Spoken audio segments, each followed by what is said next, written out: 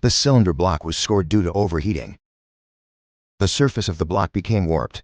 Even the cylinder head bolt holes were stripped. The owner originally planned to sell it as scrap metal.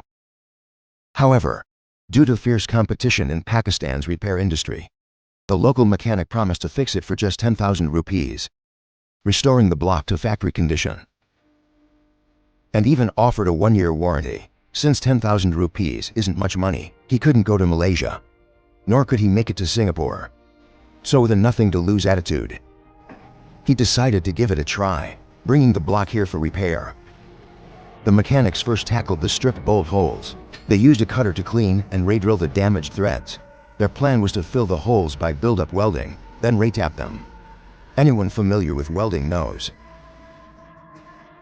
cast iron is notoriously difficult to weld, but judging by their confident looks, this wasn't going to be a problem for them. They clearly knew what they were doing. After finishing the cutting, they moved the cylinder block outside. Using a level gauge, they positioned it evenly. Preparing for preheating and welding, they chose charcoal as the heat source to avoid wasting fuel. The mechanic piled ashes underneath the block first, then spread charcoal evenly over the top.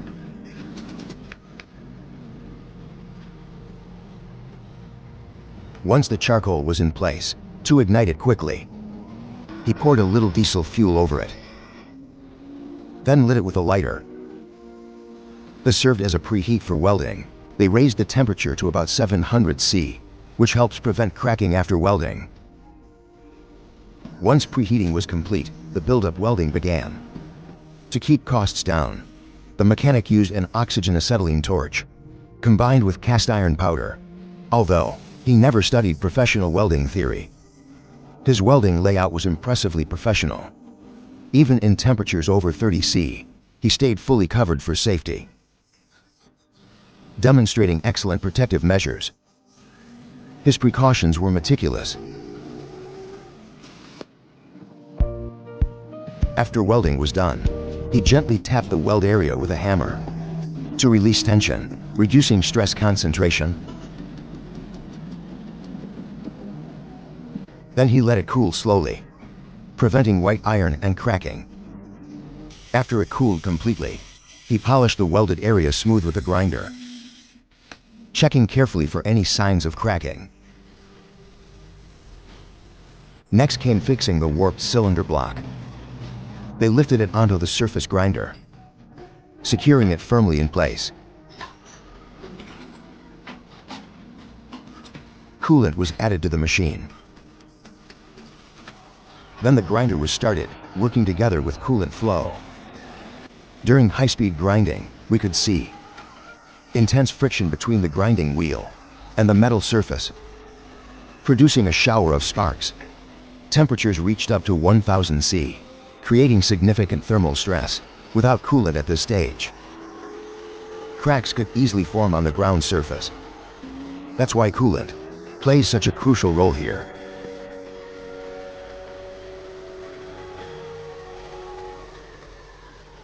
The mechanic ground the surface of the block for about 24 passes until the job was complete. Now the surface of the block looks shiny and brand new. Next, they drilled holes at the welded areas. Before drilling, the mechanic positioned a template on top, making sure it was perfectly aligned. This step was extremely important. Even a slight deviation would make it impossible to install the cylinder head bolts. Once aligned, he marked the spots using a metal pin. This ensured that during drilling, he could quickly locate the center points using a hammer and punch. He tapped small center marks. Then he began drilling, starting with a small drill bit, then switching to a larger one. After drilling the holes, he used a tap to cut new threads, thus restoring the cylinder block's threaded bolt holes.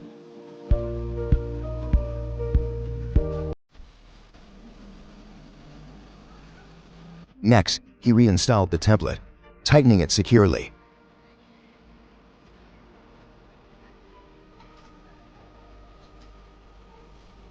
By using the template, He quickly located the bolt hole positions, then drilled and tapped them step by step with precision.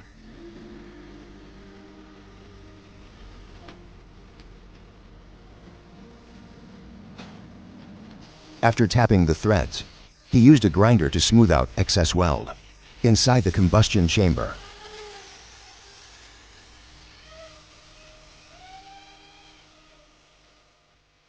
Once polished, he honed the cylinder using a honing cloth.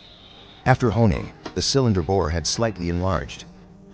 However, the original piston was still the same small size, so a new oversized piston had to be fitted. Can any expert tell at a glance which vehicle this engine belongs to? Feel free to comment below and share your thoughts.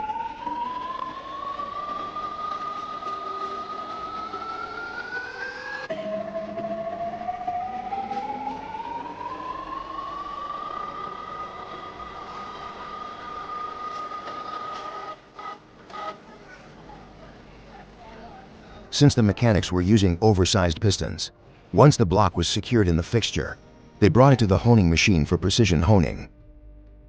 You have to admit the equipment here is impressive. All the tools combined would probably cost enough to buy an apartment in a third-tier city back in China.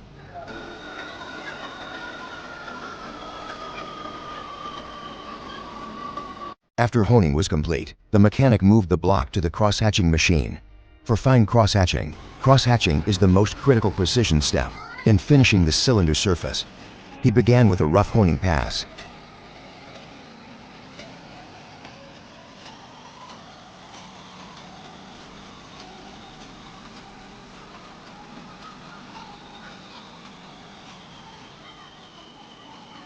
After rough honing, he checked the clearance with the piston gauge. Once everything measured correctly, he marked the piston for reassembly, then thoroughly cleaned the parts.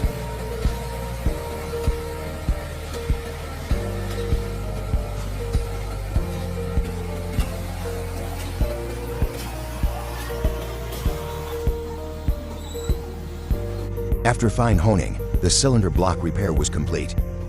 The cylinder walls now showed clear, uniform, symmetrical crosshatch patterns. This wasn't just a repair, it was a full remanufacture.